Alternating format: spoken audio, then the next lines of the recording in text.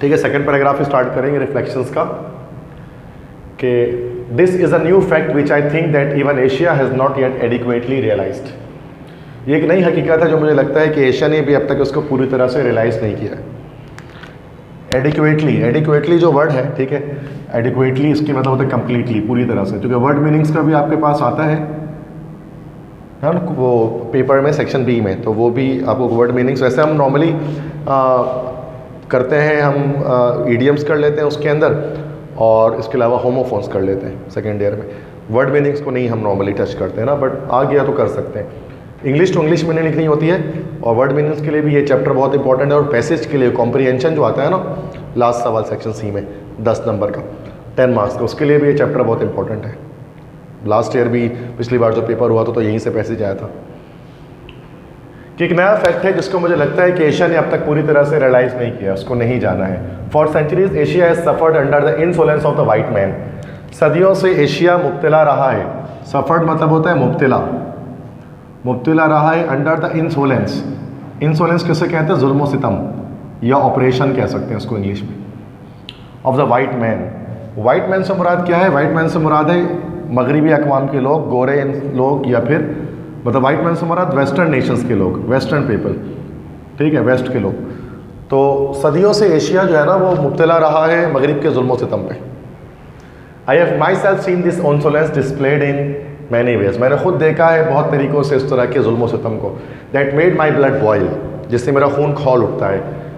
And that if I had been an Asian not a European, और अगर मैं एक एशियन होता, मैं कोई यूरोपियन ना होता, would have roused me to fury. Roused के मतलब होता है उभर जाना, उभर जाना, और फ्यूरी के मतलब क्या होता है? गुस्सा। तो मुझ पर गुस्सा उभर जाता, मैं तैश में आ जाता अगर मैं एक एशियन होता। तो ना जाने कैसे एशियंस ने इसको बर्दाश्त किया जुल्म सितम को। मैं तो कभी इस चीज़ को बर्दाश्त नहीं करता। अगर मैं एक एशियन होता, यूरोपियन ना होता, तो फिर मेरा खून खौल उठता है इस चीज़ पर। This long experience of European domination has naturally produced a mood off resistance. ये एक लंबा तजुर्बा यूरोपियन डोमिनेशन का, डोमिनेशन मतलब होता है गलबा। ये मैं सेकंड पैराग्राफ बिल्कुल लाइन बाय लाइन रीड कर रहा हूँ आपकी बुक की, ठीक है। बुक को मैंने बस प्रोजेक्ट किया हुआ है स्क्रीन पे, बुक की लाइन से एग्जैक्टली।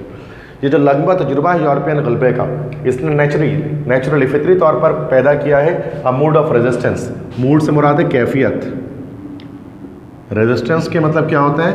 मज़ाहमत। एक मज़ाहमत की कैफियत पैदा कर दी है। And as always happens in such cases, और जैसा इन केसेस में हमेशा होता आया है, देयर इज़ अ डेंजर, ख़तरा है। लेस्ट का मतलब होता है कहीं ऐसा ना हो। Lest the fight for independence should become a desire for conquest, कि जो आज़ादी की लड़ाई है वो बन जाए डिज़ायर। डिज़ायर मतलब ख्वाहिश, कॉन्क्वेस्ट मतलब होता है फतूहात, कि आज़ादी की चाहत, आज़ादी की लड़ाई जो है फतूहात की ख्वाहिश बनकर उभर जाए एशियन नेशंस के लिए। क्योंकि जाहिर सी बात है कि जो इतने बड़े पैमाने पर, इतने बड़ी तादाद पर वाइट मैन ने इंसोलेंस या जुल्म सितम किया एशियंस पर, तो एशियंस भी रजिस्ट कर उठे। एक दिन आया, कांग्रेस बनी, मुस्लिम लीग बनी, वाइट लोगों के मतलब उनकी जो जागीरदारी थी, उनकी जो हाकमियत थी, उसके खिलाफ उठ खड़े हुए, और एक फ़ाइट फॉर इंडिपेंडेंस शुरू हो गई। हिंदुस्तान में भी हुई थी, पाकिस्तान इंडिया जिससे बना। तो वही कह रहे हैं कि फ़ाइट फॉर इंडिपेंडेंस कहीं ऐसा ना हो डिज़ायर फॉर कॉन्क्वेस्ट बन जाए, फतूहात की चाहत बन जाए, और फिर एशियन नेशंस अपना बदला लेना चाहें यूरोपियन से। तो फाइनली फिर क्या होगा? पावर दोबारा ट्रांसफ़र होनी शुरू हो जाएगी, ईस्ट दोबारा ईस्ट की तरफ ट्रांसफ़र होना शुरू हो जाएगी। तो जैसा नॉर्मली इस सिचुएशन में होता है कि जो जीतने वाली, जो आज़ादी जीत लेती है कौम, उसमें बदले की आग भड़क उठती है दूसरे के लिए। तो कहीं ऐसा ना हो जाए, वो कह रहे हैं, इसमें कह रहे हैं कि इससे बात का भी ख़तरा है। मतलब यूरोपियन डेमोक्रेसी को, यूरोपियन इंडिपेंडेंस को ख़तरा है अब ईस्टर्न नेशंस की वजह से, जो वो उभर रहे हैं। बात समझ में आ गई इस पैराग्राफ में? तो वही चीज़ है जैसे मुसब्बिल ने बताया कि जुल्म सितम की बात की जा रही है, किस तरह से ग़ुलाम बनाया हुआ था अंग्रेज़ों ने मुसलमानों को और हिंदुओं को, मतलब एशियन नेशंस को, और ख़ुद तो बादशाह बन के बैठे हुए थे, लेकिन जो एशियन नेशंस हैं उनमें कहत साली, फेमाइन, ये सारी चीज़ें उसके अंदर मौजूद थी। ठीक है, कुछ पूछना है इसमें? इस पैराग्राफ में क्लियर है? पैराग्राफ आगे बढ़े।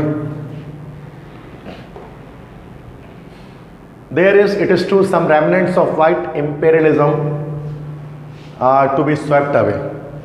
ये सच है कि कुछ रेमनेंट्स हैं। रेमनेंट्स मतलब बाकियात, बाकी बची चीज़ें कुछ हैं, ऑफ वाइट एम्पेरियलिज्म। वाइट मतलब तो यूरोपी, और एम्पेरियलिज्म मतलब साम्राज्य, यूरोपी साम्राज्य, तो एम्पायर को एम्पेरियलिज्म भी कह सकते हैं। सो वी स्वेप्ट अवे मतलब सफाया करना। कुछ यूरोपीय साम्राज्य के बाकियात हैं जिनको साफ किया जाना है एशिया के अंदर। एशिया के अंदर मतलब अभी भी है कुछ पोर्शंस मौजूद है जहाँ पर 1954-55 की बात कर रहे हैं, क्योंकि मैंने फिर बताया कि ये 54-55 के बीच में लिखी गई, इसको जो लिखा जा रहा है। तो कुछ बाकियात हैं वाइट एम्पेरियलिज्म के जिनको सफाया किया जाना है। The French are reluctant to abandon their claims in Indo China. French मतलब फ्रांस के रहने वाले लोगों को फ्रेंच कहते हैं, फ्रांसीसी। वो रिलेक्टेंट है, रिलेक्टेंट के मतलब होते हैं बेदिल, वो बेदिल है टू अबेंडन मतलब छोड़ देना, तर्क कर देना, छोड़ देना।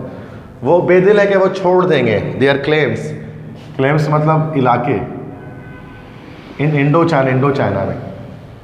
फ्रेंच इंडो चाइना के इलाका छोड़ना नहीं चाह रहे, बेदिल है, दिल से नहीं चाह रहे कि उसको छोड़ दें। इंडो चाइना किसे कहते हैं? तो नॉर्मली बच्चों को लगता है इंडिया और चाइना का मिक्सचर होगा, इंडो चाइना नहीं। इंडो चाइना एक पोर्शन था एशिया के अंदर, 3 कंट्रीज से मिलकर बना हुआ था इंडो चाइना, ठीक है। तो एक था वियतनाम, एक था कंबोडिया, एक था Laos. This is 1, this is 2, this is 3। These 3 countries made up Indo China. और पूरे इंडो चाइना पर पहले फ्रांस का कब्जा था और फ्रांस नहीं चाह रही थी कि उसको छोड़ दे किसी तरह से, लेकिन फाइनली फ्रांस को ये छोड़ना पड़ा। 1954 में 1954 में ही इंडो चाइना ने आज़ादी हासिल कर ली और इंडिपेंडेंट कंट्री एक बन गई। तीनों इंडिपेंडेंट हो गए। अब आपको लाओस, वियतनाम, कंबोडिया अलग अलग कंट्रीज के तौर पे एशिया के नक्शे में दिख सकते हैं। The British cling to Malaya. बरतानिया, ब्रिटिश मतलब बरतानिया मतलब वही इंग्लैंड, एक ही बात है। क्लिंज मतलब होता है चिमटना। बरतानिया चिमटी हुई है मलाया से। Malaya is the old name of what? Malaysia. Malaysia को पहले मलाया कहा जाता था। बरतानिया जो है वो बिल्कुल एक जोंक की तरह चिमटी हुई है मलेशिया से, छोड़ना ही नहीं चाह रही, उसको आज़ाद करना ही नहीं चाह रही। तो उस वक्त आज़ाद नहीं होता जब लिखा जा रहा था, लेकिन बाद में मलेशिया भी 1947 में पाकिस्तान बनने के 10 साल के बाद वो आज़ाद हो चुका था, ठीक है। And still hope to salvage something in western Asia and Egypt and the Sudan. और अब भी उसको उम्मीद है ब्रिटिश को कि वो सैल्वेज का मतलब होता है फ़ायदा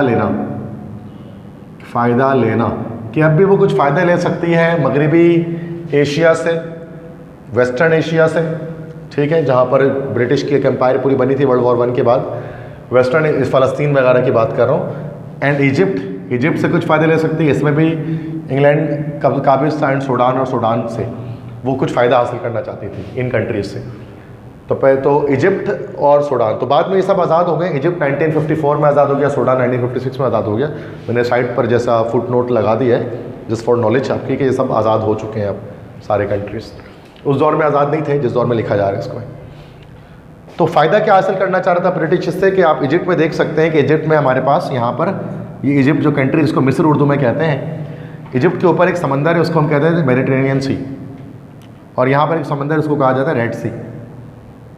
आपस में उसका कोई कनेक्शन नहीं है। तो लोगों को ना अगर जाना होता है एशिया, तो वो पूरा जो मैंने वास्को डी गामा का रूट बताया था ना आपको, साउथ अफ्रीका से घूम के जाना पड़ता है। तो इजिप्ट में ऐसा हुआ था कि ब्रिटिश एम्पायर ने यहाँ पर एक नहर बनाया था, नाम सुना होगा ना, सुइस कैनाल, नहर सुइस कैनाल बनाया था। एक आर्टिफिशियल नदी बनाई थी।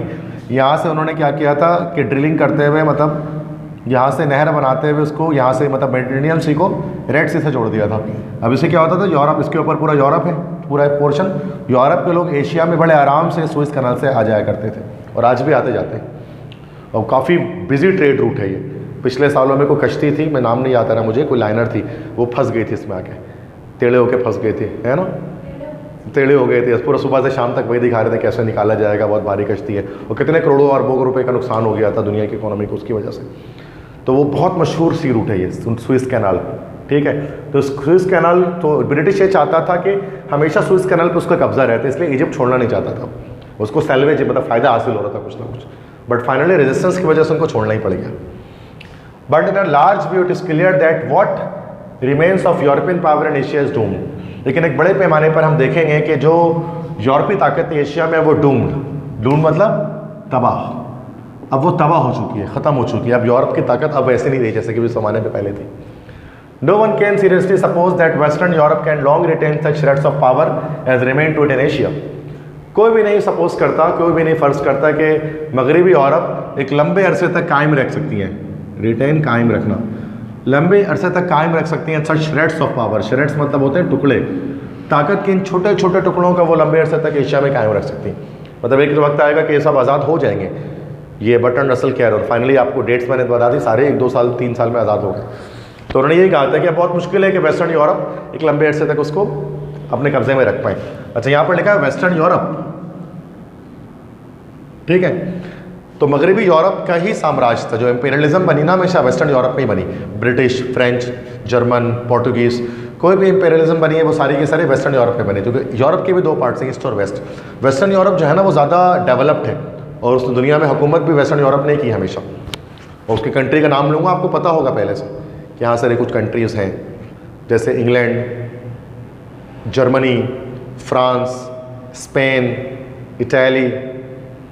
तो ये कंट्रीज़ का नाम जब मैं लेता हूँ आपके सामने तो आपको पता होता है कि हाँ सर ये कंट्रीज़ तो हम जानते हैं। लेकिन कुछ कंट्रीज़ हमारे पास ईस्टर्न यूरोप के हैं, जिनका नाम भी लूँगा तो आप बोलेंगे सर वाकई में ये कंट्री यूरोप में है या ये एग्जिस्ट भी करती है, जैसे Estonia, Latvia, Lithuania, Albania, Armenia, Macedonia, Croatia, Slovakia, Slovenia, Serbia, Montenegro.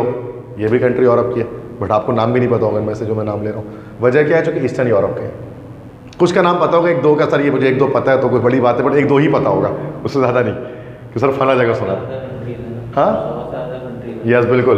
तो क्या वो सब इतने ज़्यादा डेवलप नहीं, लोग जाना भी नहीं चाहते वहाँ। किसी से पूछो कहाँ जाना है, जर्मनी जाना है, फ्रांस जाना है, कोई नहीं बोलता स्लोवेनिया जाना है, स्लोवाकिया जाना है, नहीं, क्योंकि वो इतना ज़्यादा डेवलप नहीं है, मतलब तो जो फ़ायदा नहीं होता वहाँ जाकर। तो वेस्टर्न यूरोप की ताकत थी, तो वो कह रहे हैं वेस्टर्न यूरोप की ताकत एशिया में बरकरार नहीं रह सकती। Not it is seems of probable, ना ही ये प्रोबेबल लगता है, ना ही ये मुमकिन लगता है। प्रोबेबल मतलब मुमकिन, ना ही ये मुमकिन लगता है that American imperialism will be able to replace that of western Europe, कि अमेरिकी साम्राज्य वो रिप्लेस कर देगा वेस्टर्न यूरोप, मगरबी यूरोप के साम्राज्य को। और कहते हैं मुझे ये भी नहीं लगता कि अमेरिका दुनिया पे कब्जा कर बैठेगा। तो ऐसा ही हुआ कि अमेरिका ने एम्पायर अपनी कोई नहीं बनाई, मतलब अमेरिकन एम्पायर नहीं बनी, जैसे ब्रिटिश एम्पायर बनी थी ना, दुनिया भर पे अलग जगह जाकर कब्जा कर लिया था। अमेरिका ने ऐसा नहीं किया, मतलब वो अपने यूएसए के अंदर पहले भी था, आज भी यूएसए में ही है वो सिर्फ, मतलब अपनी पावर को उसने तरह शो नहीं किया। तो वही कह रहे हैं कि मुझे ऐसा भी नहीं लगता कि अमेरिकन इंपीरियलिज्म यूरोपियन इंपीरियलिज्म को क्या कर देगी, रिप्लेस कर देगी। तो ऐसा नहीं हो सकता, सिंपल सी बात है। मतलब एशिया कौम आज़ाद पहले भी थी उस दौर में, और आज भी आज़ाद है सारी। अब तक उनकी आज़ादी को दोबारा से खतरा नहीं हुआ जो हमेशा से रहता था। बस में आ गया सवाल पैराग्राफ में क्या बात कर रहे हैं कि मतलब ओवरऑल इस पैराग्राफ में क्या बात कर रहे हैं कि वेस्टर्न यूरोप की जो ताकत है ना वो डूम हो चुकी है एशिया के अंदर, ख़त्म हो चुकी है, ना होने के बराबर। वो छोटे छोटे टुकड़े रहते हैं वो भी ख़त्म, मतलब आज़ाद हो जाएंगे, और हो भी गए आज के दौर में। देयर ओनली, ये आया था लास्ट ईयर ना, पैसे मतलब जो 2019 में पेपर हुआ था ना, 21 में तो इंग्लिश हुआ नहीं और 20 में तो कोई भी पेपर नहीं हुआ, लेकिन 2019 में इंग्लिश का जो पेपर हुआ था उसमें ये वाला मैसेज आया था। There is only one imperialism which now offers any menace to Asia. अब सिर्फ एक साम्राज्य है जिससे खतरा है, जो खतरा पेश करती है एशिया को। माइनस मतलब खतरा, जो खतरा है एशिया के लिए, it is that of Russia, वो रूस है। रशिया मतलब रूस, उर्दू में कहता है रूस, इंग्लिश में कहता है रशिया।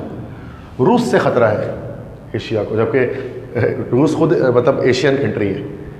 द ट्रेडिशंस ऑफ, क्यों खतरा है थोड़ी देर बाद बताएंगे आपको। The traditions of civilisation in Asia are ancient and glorious. Traditions मतलब रिवायात, और सिविलाइजेशन मतलब होते हैं तहजीब। एशिया के तहजीबी रिवायात एंशिएंट है। एंशिएंट से मुराद क्या है, कदीम है। एंड ग्लोरियस, ग्लोरियस मतलब अजीम है या फिर शानदार है। तो एशिया के जो ट्रेडिशंस मतलब एशिया की जो तहजीबें हैं एशिया के अंदर, वो सब बड़ी कदीम तहजीबें हैं और बड़ी शानदार तहजीबें हैं। I do not wish to see them wiped out. मेरी ख्वाहिश नहीं है कि मैं उन्हें देखूं कि उनका सफाया हो जाए, वाइप्ड आउट सफाया होना। मैं नहीं चाहता उनका सफाया होता हुआ देखना। As I fear is happening in China, जैसा मुझे डर है चाइना में हो रहा है।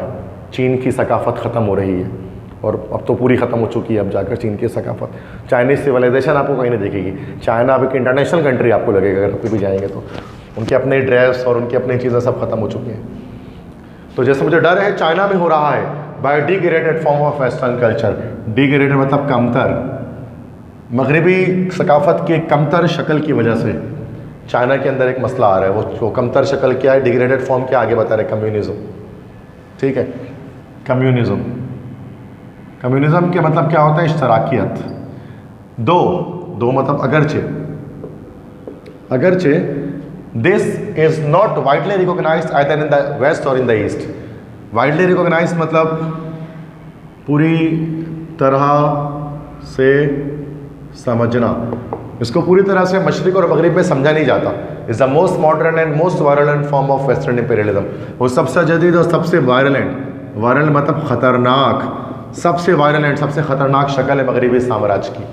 कम्युनिज्म के बारे में डिस्कस करेंगे। तो ये इसके जो इस पैसेज का जो मेन सेंट्रल आइडिया है वो इस वर्ड पे आके अटका हुआ है, इसको समझना है। कम्युनिज्म, इश्तराकियत, कम्युनिस्ट फिलॉसफी सुना होगा आपने कभी इन चीज़ों के बारे में, तो वो मैं बता दूंगा आपको। इट्स फिलॉसफी इज़ जर्मन, इसका फ़लसफ़ा जर्मनी से आया है, मतलब इसकी फ़िलॉसफी जर्मन है, जर्मन से इसकी टीचिंग्स आई हैं। एंड इट्स रेजीम, और इसकी रेजीम और उसकी हुकूमत इम्पोज करती है, इम्पोज मतलब लगाती है कौन भाई, मिलिट्री फोर्स के जरिए लगाई जाती है। If the reawakening of Asia were to take the form of subjection to communism, अगर दोबारा से बेदार होने वाली एशिया अगर वो कम्युनिज्म के तसल्लुत में, उसके सब्जेक्शन में, उसके तसल्लुत में अगर आ जाएगी, there would be little in that, थोड़ा ही कोई शक होगा, that could be welcomed by any friend of humanity और द सिविलाइजेशन। इस चीज़ को कोई भी इंसानियत का दोस्त और तहजीब का दोस्त इसको वेलकम नहीं करेगा कि कम्युनिज्म एशिया के अंदर आए, या कोई भी एशियन कंट्री कम्युनिज्म को कबूल करे। अभी कम्युनिज्म किससे कहते हैं, मेन मतलब वो एक वर्ड है, वो आपको दिमाग में बार बार अटकते रहेगा कि बात क्या चल रही है उसके अंदर। मतलब एक एंटी कम्युनिस्ट थॉट्स दे रहे हैं, कि एंटी कम्युनिस्ट थॉट्स दे रहे हैं कि जो, और एंटी कम्युनिस्ट थ्योरीज आपको पता लग रही है बर्ट्रैंड रसल की इसके अंदर, कि किस तरह से मतलब यहाँ पर जो है वो कम्युनिज्म के ख़िलाफ़ बात कर रहे हैं। देखो कम्युनिज्म है क्या, उसको थोड़ा सा समझना पड़ेगा डिटेल में आपको। देखो इकोनॉमिकल सिस्टम, अगर इकोनॉमिकल सिस्टम्स की बात की जाए ना, दुनिया में दो इकोनॉमिकल सिस्टम्स हैं। पहला हमारे पास कहलाता है कैपिटलिज्म, डिटेल में नहीं बता रहा मैं, ठीक है, डिटेल में मैं फिर वही बता रहा हूँ, CSS वगैरह के स्टूडेंट्स को बताता हूँ, जो आपसे काफ़ी बड़े भी होते हैं और वो काफ़ी ज़्यादा डिटेल में उनको पता भी होता है, उनको मज़ा भी आता है। आपको बताऊँगा तो वो फ्लाइट जाएगी ऊपर से, तो थोड़ा सा बस समझ जाओ, ठीक है। अगरचे आप बोलेंगे सर हम भी बड़े हैं, लेकिन मेरे लिहाज से नहीं है उस तरह के, ठीक है।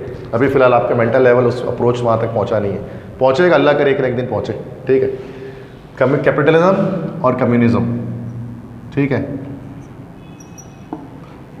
कैपिटलिज्म और कम्युनिज्म ये दो इकोनॉमिकल सिस्टम दुनिया में राइज है। कैपिटलिज्म किसे कहते हैं, कैपिटलिज्म क्या मतलब सरमायादारी। ये कॉमर्स वाले ज़्यादा डिटेल में पढ़ते हैं, हम तो साइंस वाले बैठे हैं सारे, इसलिए समझना पड़ेगा। कॉमर्स वालों को पहले से पता होता है, उनको समझाना नहीं पड़ता। कम्युनिज्म के मतलब क्या होता है, इश्तराकियत, ठीक है। दोनों इकोनॉमिकल सिस्टम है दुनिया, पहले कैपिटलिज्म थी, बाद में कम्युनिज्म आ गए। ये एक लंबे अरसे तक, अच्छा बिल्कुल शुरुआत में दुनिया में कम्युनिज्म थी, बिल्कुल शुरुआत में। कम्युनिज्म किसे कहते हैं, कम्युनिज्म किस चीज़ पे बेस करते हैं, कम्युनिज्म एक मेन चीज़ पे बेस करते हैं, वो क्या है, classless society. Classless society having no currency, ये मेन इसका फंडा है। तबकाती निज़ाम नहीं है, कोई अमीर कोई गरीब नहीं है, कोई करेंसी कोई माल दौलत कोई कॉन्सेप्ट नहीं है। ये बहुत पुराने ज़माने में जब इंसान दुनिया में मतलब गारों में रहता था और उसके बाद कॉलोनी उसने बनानी शुरू की, तो उस वक्त कम्युनिज्म सिस्टम था, मतलब हर कोई काम किया करता था। अगर कोई कपड़े सिल रहा है पूरे इलाके के लिए सिलेगा, कोई अगर गाय पाला हुआ है तो दूध अगर उसका निकल रहा है तो पूरे इलाके को सप्लाई किया जाएगा। मतलब हर कोई एक दूसरे के लिए काम किया करता था, कोई करेंसी नहीं थी, मतलब लोग मिलजुल कर एक कम्युनल सिस्टम के अंदर रहते थे, वो कम्युनिज्म थी। लेकिन जैसे जैसे माशरा बढ़ता गया तो देखा गया कि अब ये मुमकिन नहीं है, तो फिर कैपिटलिज्म आया, करेंसी का सिस्टम स्टार्ट हुआ, नोट वगैरह ये वो, ये बहुत हज़ारों साल पुरानी बात कर रहा हूँ जब ये शिफ्टिंग हुई होगी। कैपिटलिज्म का मसला क्या है, कैपिटलिज्म क्या चीज़ शो करते हैं, कैपिटलिज्म के मेन फंडा ये है कि right of private ownership. Right of private ownership मतलब आपको हक हासिल है कि आप ज़ाती मलकियत में कोई चीज़ खरीद सकते हैं। लेट्स से कि आपने मेहनत की और मेहनती इंसान है और उस मेहनत से आपने 10 लाख रुपए कमा लिए, अब वो 10 लाख रुपए आपके हैं, उस पर आपका हक है, किसी और का हक नहीं है, गवर्नमेंट का भी हक नहीं है, आपका हक है, आप जो है जला दो उसको, चाहे तो उससे कुछ खरीद लो, आपकी मर्जी है। ये right of private ownership capitalism आपको देता है। आप बोलोगे सर ये तो सही बात है, इसमें गलत क्या है फिर? कैपिटलिज्म तो एक अच्छी फॉर्म ऑफ गवर्नमेंट है। इसका एक नुकसान है कैपिटलिज्म का कि इसमें अमीर अमीर से अमीर तर और गरीब गरीब से गरीब तर हो जाता है। पाकिस्तान में ये सिस्टम है, पाकिस्तान क्या सारी दुनिया में ये सिस्टम अप्लाई होता है, कैपिटलिज्म। कैपिटलिज्म से मुराद क्या होता है कि सरमायादारी, सरमायादारी से मुराद लाइक के अमीर के, जाहिर सी बात है आप एक अमीर है, इसमें अमीर से अमीर तर हो जाएगा। अब इससे क्या होता है, अगर किसी के पास एक कंपनी एक फैक्ट्री है तो वो एक फैक्ट्री को 10 फैक्ट्री में कन्वर्ट कर सकता है। जिसके पास 1 करोड़ है, 1 करोड़ से 10 करोड़ करना आसान है, लेकिन जो बेचारा 10,000 कमा रहा है ना महीने का, उसको 30,000 नहीं कर सकता वो। इसमें अमीर और अमीर हो सकते हैं, गरीब और गरीब हो सकते हैं। जैसे पाकिस्तान में होता है, किसी के 10 कंपनी है तो 20 कर लेता है उसको, लेकिन जो बेचारा वॉचमैन है ज़िंदगी भर वॉचमैन ही रहता है। ये कहलाते हैं कैपिटलिज्म के समरात हैं ये। तो ये ना थोड़ा सा इसमें नेगेटिव आपको दिख रहा है कि हाँ सर इसमें गलती तो है कुछ। पाकिस्तान में ये सिस्टम चलता है, इसलिए कहते हैं ना कि ख़ास तबका एक हमेशा ऊपर रहता है और ख़ास तबका हमेशा नीचे रहता है कैपिटलिज्म के अंदर।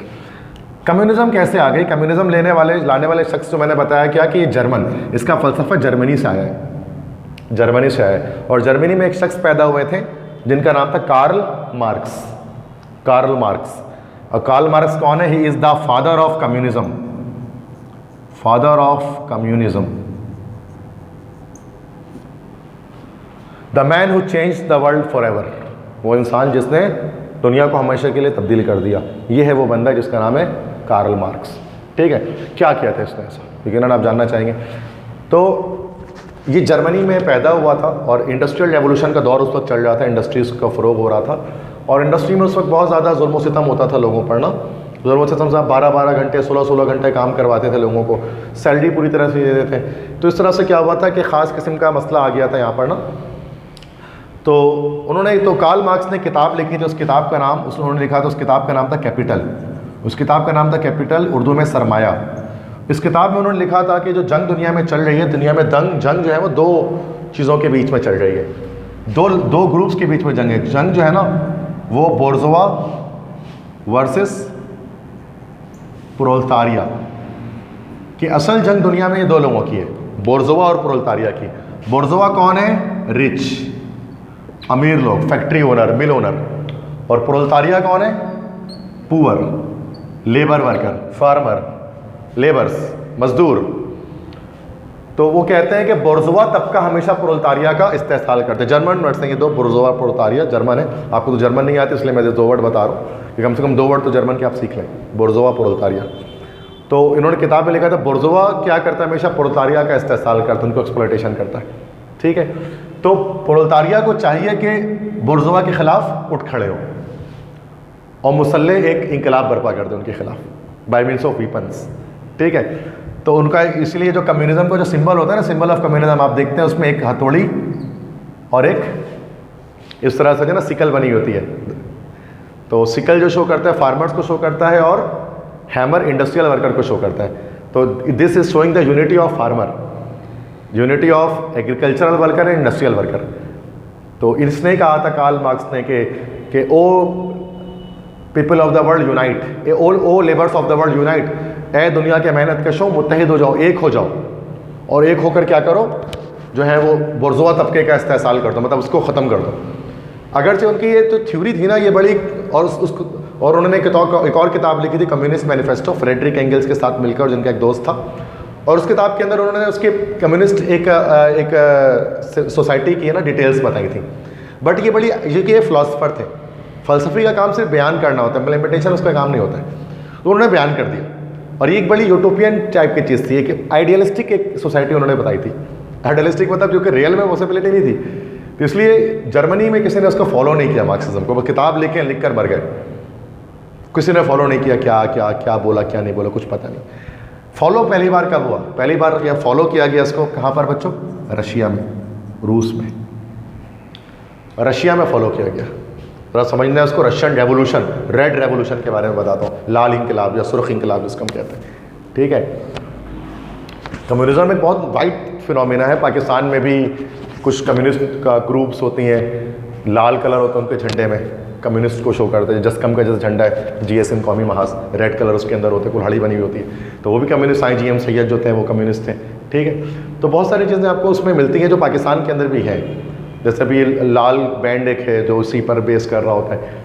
इस तरह से अभी पिछले दिनों कुछ बच्चों ने कोई लम्स वगैरह के ना कुछ वो भी निकाला था, कोई धरना वगैरह दिया था, जब लाल लाल लहराएगा तो होश ठिकाने आएगा, वो बोले थे कुछ जीन्स वगैरह पहन के लड़के लड़कियां, वो तो कोई नारे वारे लगा रहे थे उसमें, सुना होगा आपने, बड़ा मशहूर हुआ था 6-7 महीने पहले।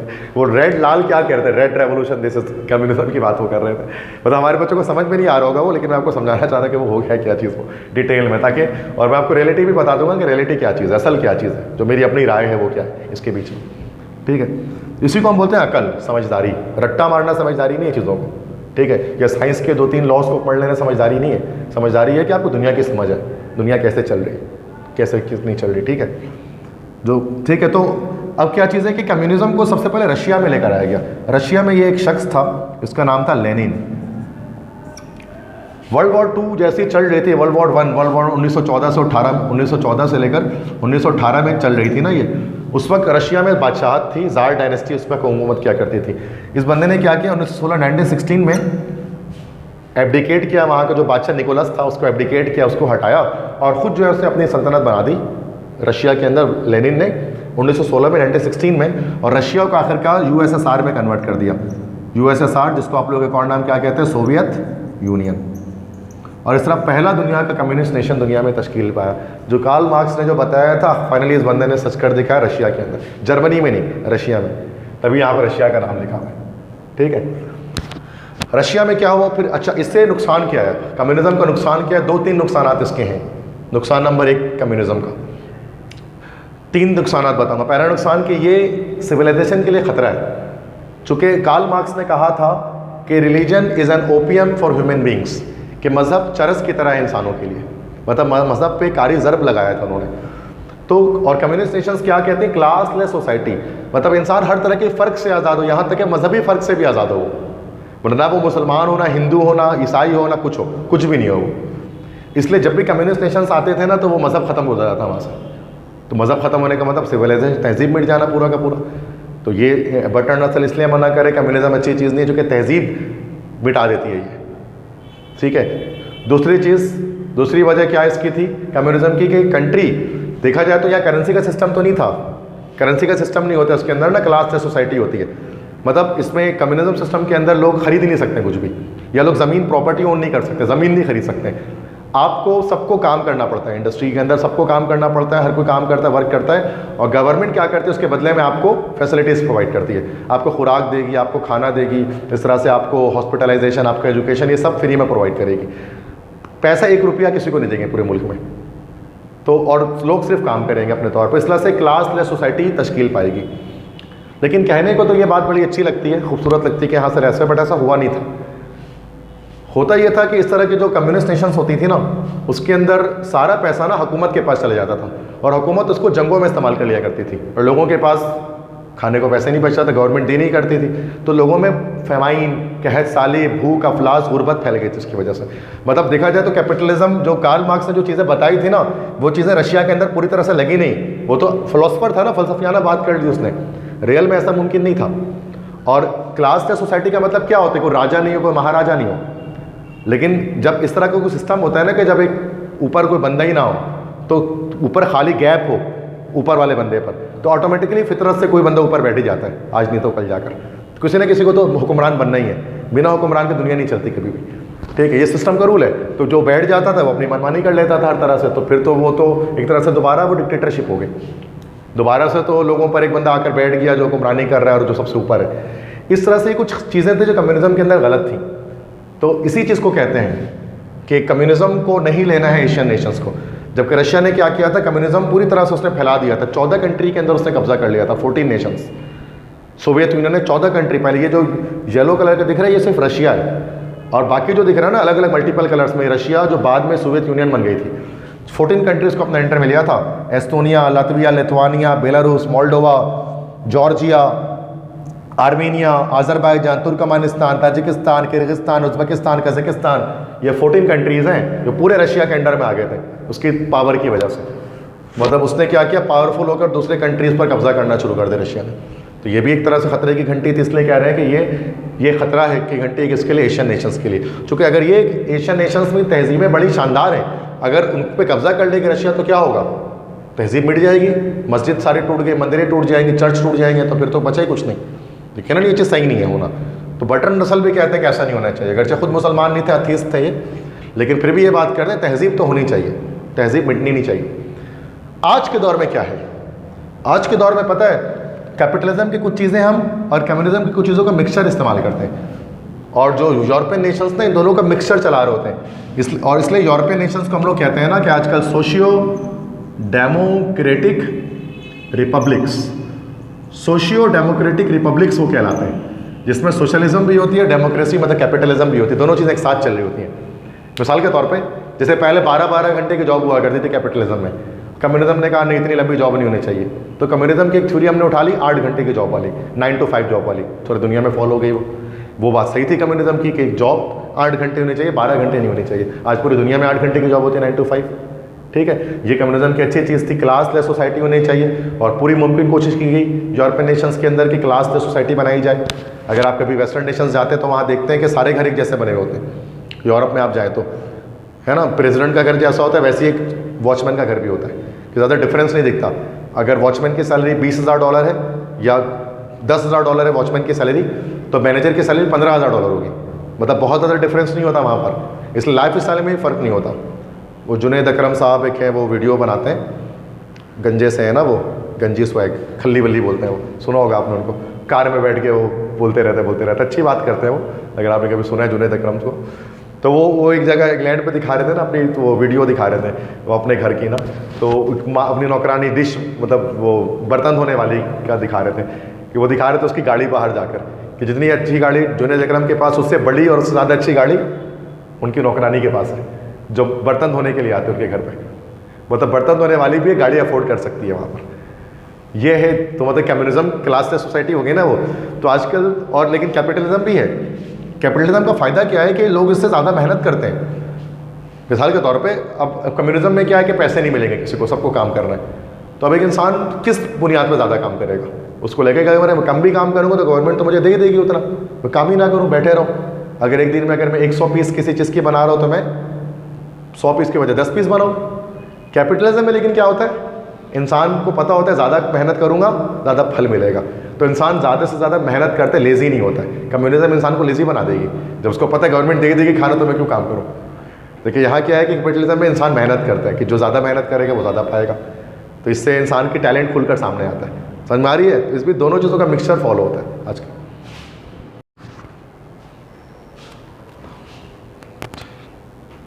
ठीक है, नेक्स्ट इसके बाद एक सवाल आता है पेपर में कि why Bertrand Russell consider is useless to resist industrialisation, कि बर्ट्रैंड रसल क्यों समझते हैं कि इंडस्ट्रियलाइजेशन को रेजिस्ट करना यूजलेस है। इंडस्ट्रियलाइजेशन के बारे में हम बात करेंगे इस पैसेज के अंदर, इस पैराग्राफ में। What then should an enlightened and impartial spectator hope as regards to the development of Asia. तो कहते हैं कि फिर एक एनलाइटेंड से मुराद क्या होता है, एनलाइटेंड का मतलब होता है रोशन ख्याल, और इम्पार्शियल किसे कहते हैं, इम्पार्शियल का मतलब होता है गैर जानिबदार, जो न्यूट्रल हो। स्पेक्टेटर किसे कहते हैं, देखने वाला, या तमाशाई कह लें, तमाशाई। Hope as regards to the development of Asia, फिर एक रोशन ख्याल है गैर जानिबदार तमाशाई, वो क्या सोचता है एशिया की तरक्की के बारे में, उसको क्या लगता है एशिया कैसे तरक्की हासिल कर सकती है। There are some things which though in many ways regrettable, कुछ चीज़ें हैं जो अगरचे बहुत तरीक़ों से रिग्रेटेबल हैं। रिग्रेटेबल का क्या मतलब होता है, काबिल अफसोस, रिग्रेट से निकला है रिग्रेटेबल, जो काबिल अफसोस है। It is necessary to accept as conditions of survival in the modern world, ये ज़रूरी है कि जीने की शर्तों को एक्सेप्ट किया जाए, कबूल किया जाए। The most important of this is the growth of industrialism, जिनमें से सबसे ज़रूरी क्या है, ग्रोथ ऑफ इंडस्ट्रियलिज्म है। इंडस्ट्रियलिज्म किसे कहते हैं, सनतकारी, सनतकारी का फ़रोग़ है। मतलब कुछ चीज़ें हैं जो कंडीशंस ऑफ सर्वाइवल है। कंडीशंस ऑफ सर्वाइवल मतलब जो आपके सर्वाइव करने के लिए, आपके जीने के लिए शर्तें हैं, उनमें सबसे अहम क्या है, ग्रोथ ऑफ इंडस्ट्रियलिज्म, सनतकारी का फ़रोग़। ये ज़िंदगी और मौत का मामला है किसी भी कंट्री के लिए, ग्रोथ ऑफ इंडस्ट्रीज़ समझना है उसको। पाकिस्तान बहुत पीछे है इसमें, that's why. The power of England in the early 19th century was based upon a virtual monopoly of machine production, and the power of Russia and the United States in the present is due to their supremacy in this respect. इंग्लिस्तान की जो ताकत थी England की 19वीं सदी के शुरुआत में, वो वर्चुअल मोनोपोली, वर्चुअल मतलब होता है मुकम्मल, मोनोपोली उजारादारी, मुकम्मल उजारादारी, मुकम्मल मोनोपोली उनकी कायम थी मशीन प्रोडक्शन पे, जिसकी वजह से 19वीं सेंचुरी में इंग्लैंड सुपर पावर थे दुनिया में और कंपनी लगाया करती थी ना अलग अलग कंट्रीज पे जाकर उसके नाम पर कब्जा किया करती थी। जैसे ब्रिटिश ईस्ट इंडिया कंपनी लगाई थी हिंदुस्तान में और कब्जा कर लिया था उसने। तो 19वीं सदी में जो पावर थी इंग्लैंड की वो मशीन प्रोडक्शन की वजह से ही थी। और आज जो रूस की ताकत है, अमेरिका की ताकत है, वो भी इसी तरीके में, इसी चीज़ में सुप्रीमेसी, सुप्रीमेसी मतलब बर्तरी, इसी चीज़ में उनको बर्तरी हासिल है तभी वो आज ऊपर है। इंग्लैंड तो उतना ऊपर नहीं है लेकिन जो अमेरिका और रूस ऊपर है। अच्छा आज तो सिर्फ अमेरिका ही ऊपर है, अमेरिका और चाइना। उस दौर में अमेरिका और रूस ऊपर थे। वो किस वजह से ऊपर थे? क्योंकि वो इंडस्ट्रियलिज्म का ग्रोथ था उनके अंदर, बहुत ज़्यादा सनतकारी का फ़रोग था उनके अंदर। It is useless to talk against mechanisation, ये बिल्कुल बेकार है, फजूल है अगर हम मशीनकारी, मशीनाइजेशन मतलब मशीनकारी, मशीन प्रोडक्शन के खिलाफ बात करें, because it is a source of power. Machine का फ़रोग, मशीनकारी का फ़रोग क्या है? ताकत का ज़रिया है। And because those who lag behind, क्योंकि वो लोग जो पीछे रह गए, लैग बिहाइंड मतलब होता है पीछे रह जाना, पीछे रह जाना। वो लोग जो पीछे रह गए have difficulty in preserving independence, उनको अपनी आज़ादी को बचाने में मुश्किलात पेश आ गई। जो लोग इंडस्ट्री में पीछे रहे वो आज़ादी नहीं बचा पाए। When industrialism was new in England, जब इंडस्ट्रियलिज्म सनतकारी नई थी इंग्लिस्तान में, इट रोस्ट, इसने उभारा था इंडिजनेंट, इंडिजनेंट मतलब मुख्तलिफ, प्रोटेस्ट, एहतजाज हुए थे on account of its ruthlessness, इसकी रूथलेसनेस मतलब उसकी सफाकी की वजह से, एंड डिस्ट्रक्शन ऑफ ब्यूटी और खूबसूरती की तबाही की वजह से। जब नई नई इंग्लैंड में आए थे ना इंडस्ट्रियलाइजेशन, तो लोग बहुत ज़्यादा इसके खिलाफ प्रोटेस्ट किए थे। नहीं, ये जो इंडस्ट्रीज़ लगाई जा रही हैं बड़ी बड़ी, इससे क्या होगा? डिफॉरेस्टेशन होगी, आलूदगी फैलेगी, हवा ख़राब होगी। और सफाकी इसकी है चूँकि लोगों इतने लंबे लंबे 12-12 घंटे जॉब कर रहे हैं, तो जिसकी वजह से क्या होगा कि उनकी अपनी सोशल लाइफ डिस्टर्ब होगी। मतलब शुरू में इसके खिलाफ इंग्लैंड वाले भी गए थे, इतनी ज़्यादा मशीन प्रोडक्शन सही चीज़ नहीं है, इंसान की ज़िंदगी रोबोटिक हो जाएगी। ठीक है, तो शुरू में बात हुई थी उसके खिलाफ, मतलब लोग उठ खड़े हुए थे, प्रोटेस्ट हुए थे कहीं सारे इंडस्ट्रियलाइजेशन के खिलाफ। थोड़ा उसको इधर कर दो, हल्का सा, हल्का सा उधर कर दो। ठीक है, थैंक यू, शुक्रिया। अच्छा, these protest were eloquently expressed in Carlyle's past and present. इन एहतजाजों को, प्रोटेस्ट मतलब एहतजाज, इन एहतजाजों एलोक्वेंटली, एलोक्वेंटली मतलब डिटेल में, तफसील से एक्सप्रेस्ड, बयान किया गया है in Carlyle's past and present. ये कार्लाइल की एक बुक थी। कार्लाइल कौन थे? Thomas Carlyle. Thomas Carlyle, Thomas Carlyle कौन थे? एक ब्रिटिश हिस्टोरियन थे, मतलब ब्रिटिश मौर्रिख थे, तारीखदान थे। और उन्होंने किताब लिखी थी, थॉमस कार्लाइल ने, नाम था पास्ट एंड प्रेजेंट, इसलिए इटैलिक में लिखा हुआ बुक में कि थॉमस कार्लाइल ने किताब लिखी थी पास्ट एंड प्रेजेंट। और उस किताब के अंदर जो प्रोटेस्ट थे, इन प्रोटेस्ट को वो किया गया था, किस तरह से लोग जमा हुए थे, एहतजाज किया था इंडस्ट्रीज़ वगैरह का, उनमें आग तक लगाती थी इंडस्ट्रीज़ के अंदर कि हम नहीं इंडस्ट्री को फ़रोग देने देंगे। दे रिमेन कम्प्लीटली इनफेक्टिव, लेकिन ये पूरी तरह से क्या रहे? इनफेक्टिव, मतलब गैर मौसर रहे, कोई फ़ायदा नहीं निकला इस प्रोटेस्ट का। They are similarly ineffective in the present day. और आज के दिन में भी इंडस्ट्री के खिलाफ बात करना बेकार है। भले ही ये आलूदगी पैदा करते, एयर पोल्यूशन होती है, रूथलेसनेस है, सफाकी है, मानते हैं डिफॉरेस्टेशन होती है, बट रोक नहीं सकते आप इसको, क्योंकि इंडस्ट्री की ग्रोथ को रोकोगे तो पीछे रह जाओगे, है ना। भी हम ये सोचा नहीं भाई आलूदगी हो रही है, इंडस्ट्री बंद करो सारे, तो पाकिस्तान कहाँ कितना पीछे चला जाएगा ये सोच कर। तो ये सोच फ़ायदा नहीं है आज जदीद, क्योंकि कंडीशन ऑफ सर्वाइवल है। ठीक है, ज़रूरी है सर्वाइव करने में।